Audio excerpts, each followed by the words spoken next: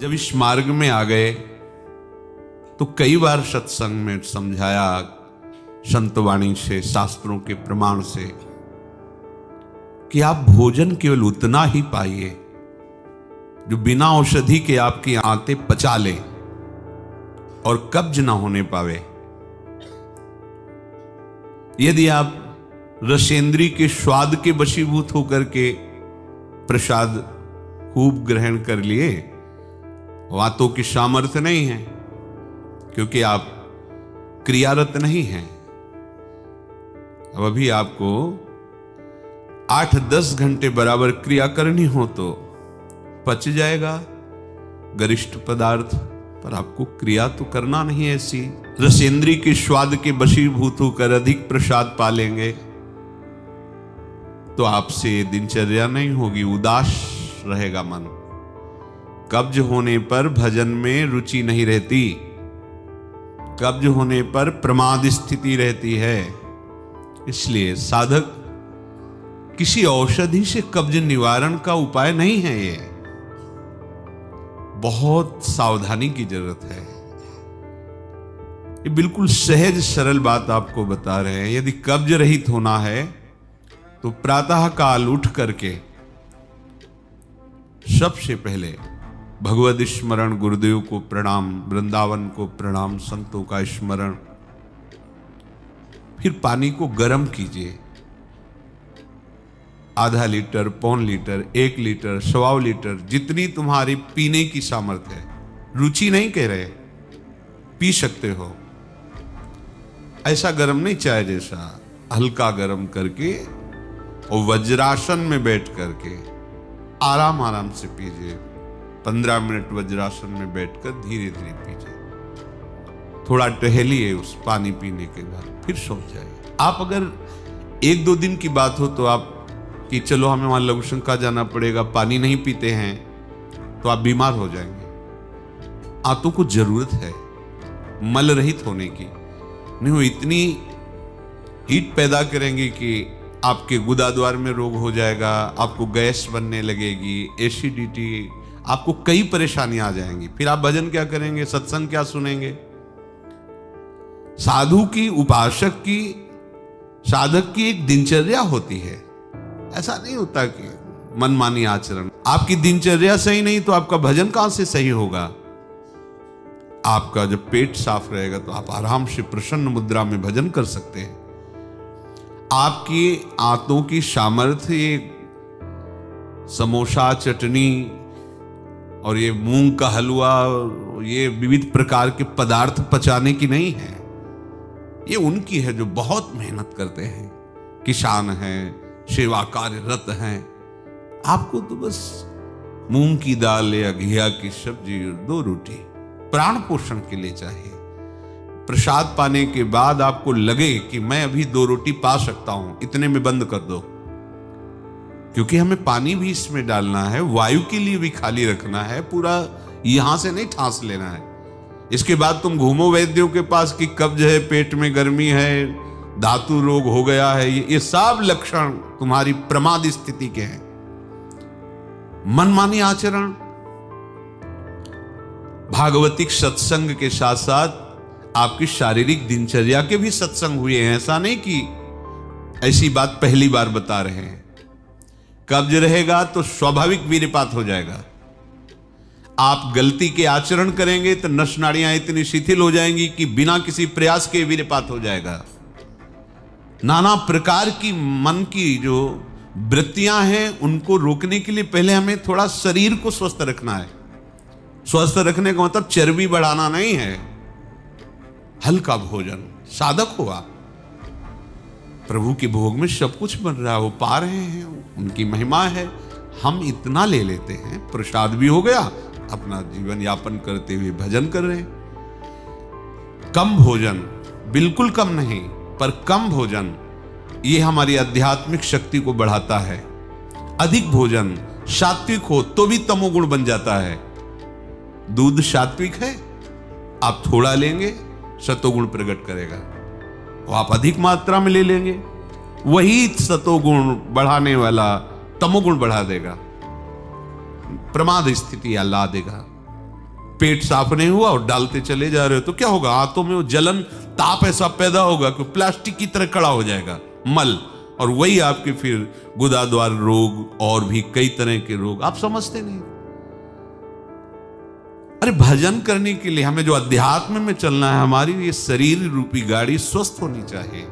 प्रारब्ध वशात अचानक कोई भयानक रोग आता है, वो हमें प्रभु सामर्थ्य देते हैं, नाम भगवान सामर्थ्य देते हैं हम जिनका जप कर रहे हैं। लेकिन हम प्रमाद स्थिति में, तुम इनको पदार्थों को अच्छा समझते हो क्या? प्राण पोषण के लिए केवल जरूरत है, और ऐसा मत समझे कि अच्छे पदार्थ खा, काहे को तुम मन की चक्कर में फंस रहे हो? संयम से चलो। पेट नहीं साफ हुआ, भोजन नहीं पाना, मत। खीरा ले लिया, मूली ले ली, काम चला ले, एक बार दोपहर में पा ले 2 खीरा 2 मूली, बस प्राण पोषण के लिए हो गया, अपने आप साफ हो जाएगा। सुबह जब पानी पियोगे एकदम साफ हो जाएगा। नहीं, भजन कहाँ है? कहाँ है वो वृत्ति जिससे हमें श्यामा श्याम के सुख वाला बनना है? बस यही दुख में घूमते रहो। फिर शाम के बना, दोपहर के बना, सुबह बना, फिर भी तृप्ति नहीं होगी। मान लो मेरी बात, ये माया की चाल है। साधु अपने शरीर पर शासन करता है, इंद्रियों पर शासन करता है। शरीर को जितनी आवश्यकता बस उतना कठोर बनो। इस बात के लिए, अपने लिए कठोर बनो, दूसरे की पवाने के लिए नहीं। दूसरा तो भगवत स्वरूप मान। अपने लिए हर साधक अपने लिए शासन रखे। पहले से देख लो, एक दिन पा के देख लो, मेरा 4 रोटी से काम चल जाएगा, बाल भोग की जरूरत नहीं। मत पाओ। जब आपका पेट साफ नहीं तो बाल भोग रुकेगा नहीं, राजभोग रुकेगा नहीं, क्योंकि बर्बाद ना हो जाए ना, वो शयन भोग रुकेगा नहीं। और वो फूलता चला जा रहा है, क्रम से मल की परत पे परत जमती चली जा रही। आप इनको समझिए। अभी आप परमार्थ के मार्ग में चले हो, आपको बहुत जरूरी शरीर को हल्का और स्वस्थ रखना, नहीं आपसे भजन नहीं हो पाएगा। ये एक दिन का विषय नहीं कि आप सत्संग में आके बैठ गए हो गया। आपको नित्य सत्संग करना है, आपको नित्य वाणी पाठ करना है, आपको नित्य भजन करना है। आपकी दिनचर्या, आपका खान पान बिल्कुल संयमित होना चाहिए। देखो, यदि आप गंदी बातें करोगे, गंदी हरकतें करोगे, तो विश्व में कोई ऐसा वैद्य नहीं कि आपको ब्रह्मचारी दवा से बना दे। मान लीजिए, हमारी प्रार्थना मान लीजिए, यदि आपने अंगों को छेड़ा नहीं है तो लिख लो, आपका ब्रह्मचर्य क्षीण नहीं हो सकता। मानसिक चिंतन गंदा, प्रक्रियाएं आपकी गंदी, खान पान आपका ठीक नहीं, तो एक रोक के आप देखते जाना, आपको भजन में रुचि क्या, शरीर को नहीं संभाल पाओगे। मान जाओ मेरी बात। 24 घंटे में प्राण पोषण के लिए 2-4 रोटी काफी है। अरे संतों ने तो कई दिन भोजन नहीं मिला है, भजन एक तार चला है। आप भजन के लिए आए हो, भोजन बट वो क्या भाई, भोजन के लिए थोड़ी आप आए हो, भजन के लिए। सृष्टि में किसी भी पदार्थ की कमी नहीं, माया रचित है, वो ऐसे बढ़ते चले जाएंगे। अपने को एक सीमा रखनी खान पान की। एक नए साधक को देखा कि भोजन पाने के समय एक रस्सी में गांठ बांधे हुए थे, इधर और इधर, और जब उसी गांठ से गांठ ऐसे फिट करके बांध लिया भोजन पाने के पहले, बस जहां पाए तो रस्सी टाइट, जहां रस्सी टाइट हुई तो बस छोड़ दिया, भोजन में ही छोड़ दिया ऐसे। फिर कोई कितना भी प्रयास करो नहीं पाते थे। ये बाहर है, आंतरिक जितेंद्रियता की बात नहीं, इसकी जरूरत नहीं रस्सी की पेट में बांधने की, पर अच्छा लगा। प्रारंभिक स्थिति में ठीक है कि हाँ जहां टाइट होगा तुम खोल, मतलब बंद कर देंगे, तो उससे पहले ही देख लो कि हमें इतना पाना। ये जहर है और ये जीवन है, दोनों बात समझो। अधिक पौष्टिक पदार्थ आपको ब्रह्मचर्य नहीं रहने देगा। अधिक पौष्टिक पदार्थ आपकी आंतें खराब हो जाएंगी, पच नहीं पाएगा, क्योंकि आपसे सेवा नहीं होती। अगर 8-10 घंटे पसीना वाली सेवा हो कि फावड़ा चल रहा है, आप हल जोत रहे हैं, बड़ी मेहनत कर रहे हैं, दौड़ भाग हो रही, चलता रहे, आप पाइए पच जाएगा। अब आपको सेवाएं हैं नहीं, हो आप मनमानी रसेंद्री की तृप्ति के लिए, ये शरीर तो पांच भौतिक ही है ना। उचित आहार कितनी बार समझाएं, जैसे भोजन आवश्यक है वैसे ही जल आवश्यक है, उतना वायु। ये पेट बना हुआ एक थैली है, तुम नहीं हो पेट, तुम नहीं हो रसेंद्री, तुम नहीं हो भोक्ता। काहे को मूर्खतावश ये जो शरीर रूपी गाड़ी मिली इसको नष्ट कर रहे हो और अपनी यात्रा को रोक रहे हो। इसका एक सिद्धांत है, एक हिस्सा अन्न, एक हिस्सा पानी और आधा हिस्सा वायु के लिए रहने दीजिए। ऐसे रखा जाता है, तभी आप देखना ऊर्जा शक्ति आपकी बढ़ेगी, भजन की वृत्ति बनेगी आपकी।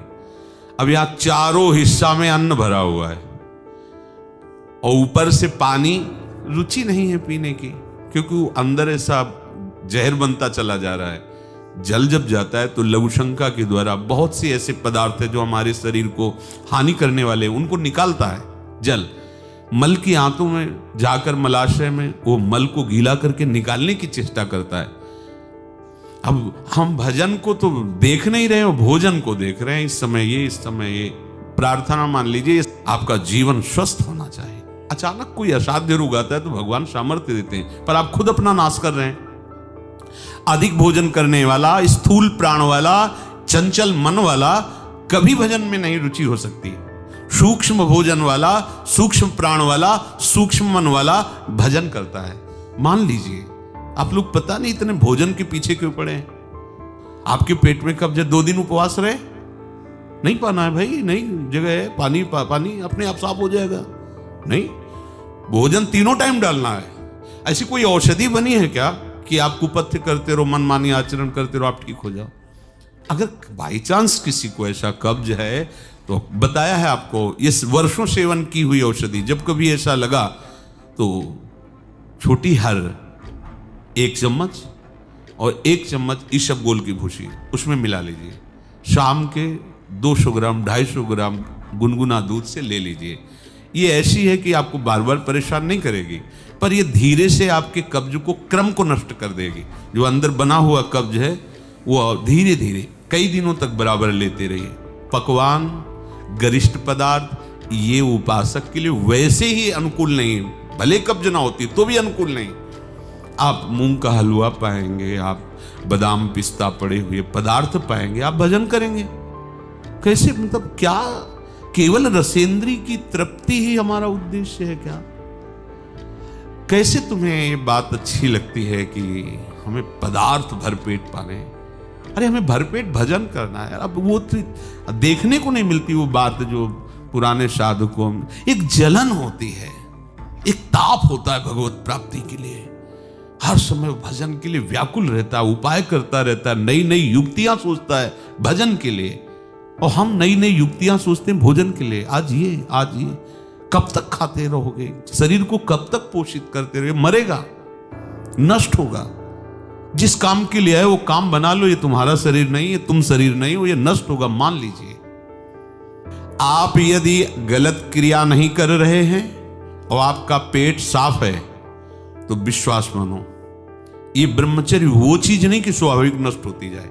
जिनको ये है कि होती है, तो यदि 8 दिन में आपने नष्ट किया है और अब आप रोकना चाहते हैं तो वर्षों आप नहीं रोक सकते। वो 8 दिन 10 दिन के अंतर्गत नष्ट होगा, स्वाभाविक नष्ट होगा। अगर आप छेड़ेंगे नहीं तो धीरे धीरे अंतराय बनता चला जाएगा, एक दिन आप ब्रह्मचारी हो जाएंगे। अगर आप कोई ऐसी गलत क्रिया करते हैं, गलत आहार करते हैं, तो ही ऐसा है। नहीं, ये कोई ऐसी नहीं कि स्वाभाविक प्रवाहित होता रहे, ऐसा नहीं। ये आपकी गलती का परिणाम है। आपने बहुत ही गलत कार्य किए, अपने ऊपर गलत किया, इसीलिए आपकी ये दुर्दशा है कि आपकी धातु जाते।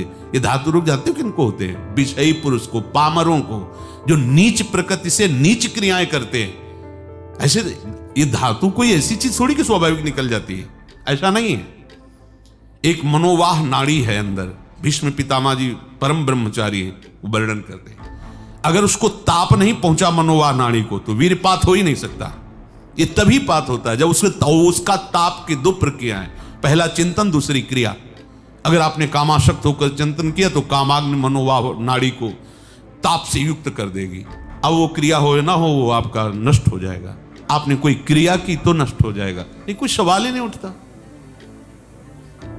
ये नई नई अवस्था के बच्चे धातु रोग से ग्रसित हो रहे हैं, कमर दर्द कर रही है, आंखों में कम दिखने लगा है, ये परेशानियां वो परेशानियां। इसका कारण आप हैं। आप देखिए ना, इस विषय पर कोई चर्चा नहीं करना चाहता, ना सुनना चाहता है। केवल पशुवत आचरण के लिए छूट मिल जाए बस, सावधान रहिए। ये जीवन खिलवाड़ नहीं, चाहे आप गृहस्थ हो चाहे विरक्त हो। ये जो ब्रह्मचर्य है ये आपको अच्छा गृहस्थ बनाएगा, ये ब्रह्मचर्य आपको अच्छा उपासक बनाएगा। अगर आप इसको यूं ही छीण करते रहे, चाहे गृहस्थ हो या विरक्त हो, तो आप किसी काम के नहीं रह जाएंगे।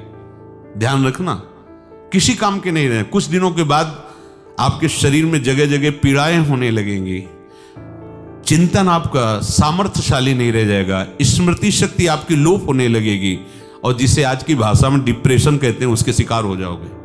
देख लेना, आप देख लेना, मान लेना। ब्रह्मचर्य ऐसी सामर्थ्यशाली, एक बार श्लोक बोलो कंठस्थ हो जाएगा।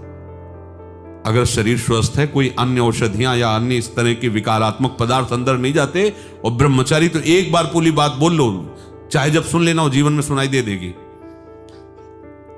आपको स्मृति नहीं, प्रभु की स्मृति नहीं, आपको अपनी दिनचर्या की स्मृति नहीं।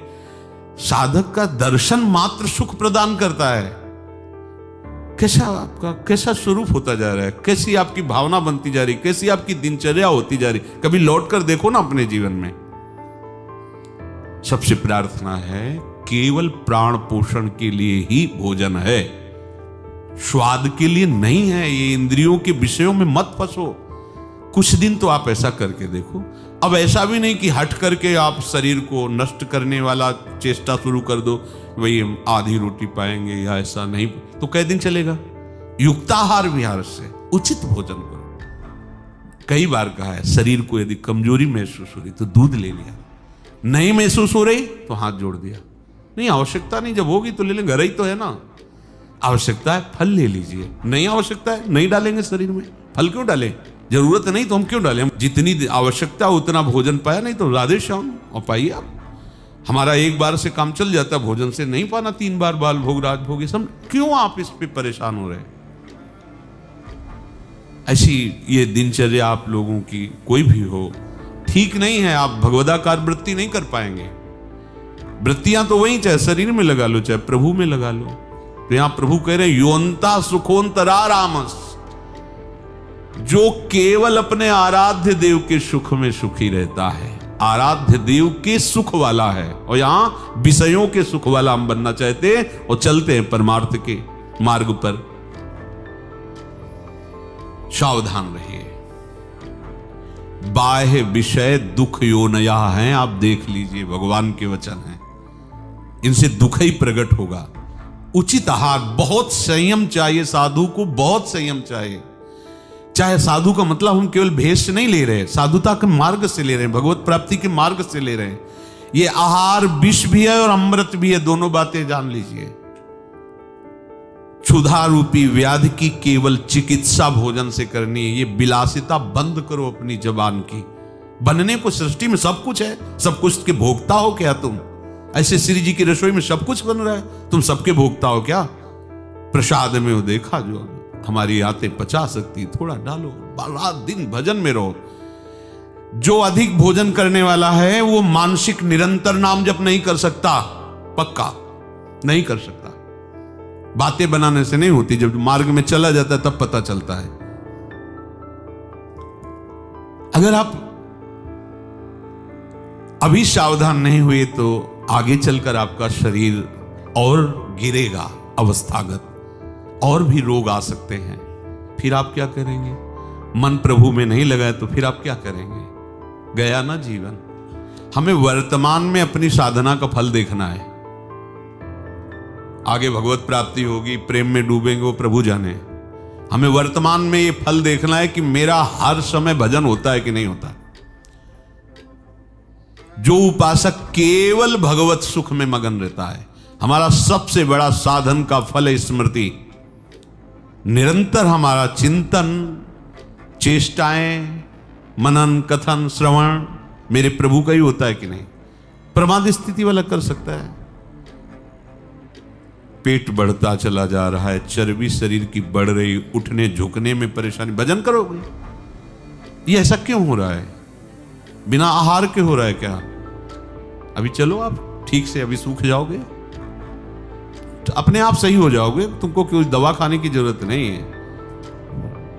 आपका तप बढ़ेगा, आपकी पवित्रता बढ़ेगी, आपका तेज बढ़ेगा, आपका भजन बढ़ेगा। अल्पाहार करो, शांत प्रसन्न रहोगे। देखो ना, जब पेट साफ हो, शरीर स्वस्थ हो, शांत एकदम, मन बुद्धि एकदम सतोगुण में स्थित है, आनंद आ रहा है, 2 रोटी दोपहर के लिए ली, 2 रोटी शाम के लिए ली, खूब भजन करो। बनने को कुछ भी बने, यही तो खास बात है। हर वस्तु उपस्थित है, लेकिन आपको केवल अपने जीवन पोषण के लिए लेना है। यह थोड़ी कि सब कुछ है।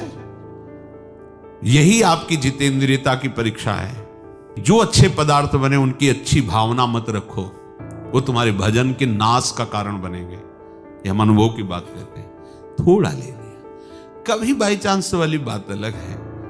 थोड़ा गुलाब जामुन बट रहे, 1 रख, मन कह रहा 20, 1 रख दीजिए, बस। पहली बार कह दिया, अब दोबारा हमसे मत पूछना। कोई पदार्थ थोड़ा रख लिया। आप ये बात को समझो, ये प्रवचन में कहने की बातें नहीं है, पर इसलिए समझा रहे कि जैसे घर के सदस्यों को तो ऐसे हम आपको बता रहे, घर के सदस्य जैसे, ये बहुत आवश्यक है। ये भोजन जहर भी है, अमृत भी है, दोनों बातें समझ लो। ये आपका जो समय बर्बाद हो रहा है ना, नींद, प्रमाद स्थिति, निरंतर भगवदाकार वृत्ति ना रहना, ये सब इसका मूल कारण आपका आहार है। कई दिन भोजन नहीं मिलता साधुओं को, ऐसा नहीं कि ऐसे कहीं डाउन मिले, ऐसा नहीं होता। उनका सिंहवत स्वभाव रहता है, क्योंकि संयम, साधु का अस्त्र संयम है, उपासक का अस्त्र संयम है। मान लो आप लोग संयम के मार्ग पर चल रहे हो, उतना केवल भोजन आज से पाओ, हमारी प्रार्थना मान लो, आज्ञा मान लो, उतना पाओ। सेवा में तुम्हें थकान न महसूस हो, प्रमाद स्थिति न हो, पेट में कब्ज न हो, और मन प्रमाद में स्थित न हो। सूखी रोटी और दाल पाने वाले का मन काम चिंतन नहीं करता, ध्यान रखना। वो हलवा, पूड़ी, कचौड़ी, रसगुल्ला खा के देख लो, अगर काम चिंतन न हो तो हमें बताना। ये प्रवचन पर्सनल है, आपके लिए है, अपने लिए है। इसको धारण करो, तभी आगे बढ़ोगे। आप खान पान अपना ठीक नहीं रखेंगे तो साधना आपकी नहीं बनेगी, आप निराश हो जाएंगे भगवत मार्ग से, और प्रमाद स्थिति जरूर आ जाएगी अच्छे पदार्थ पाने वाले को। आप चैन से सो नहीं सकते, इंद्रियां आपको सोने नहीं देंगी। थोड़ा सा तो आप इस बात को समझिए, आप किस मार्ग के पथिक हैं। आप अच्छे पदार्थ पाएंगे और चैन से सो जाएंगे, ऐसा कैसे हो सकता है? इंद्रियां बहुत बलवान इंद्री ग्रामो विद्वानम अपि करसति, बड़े ज्ञानियों और विद्वानों को भी भ्रष्ट कर दे वो इंद्रियां, प्रमथन स्वभाव वाली। वो आप रसगुल्ला और हलवा खा करके सोचते हैं कि हम अपनी इंद्रियों पर विजय प्राप्त कर लें। कभी थोड़ा प्रसाद रूप अलग बात है।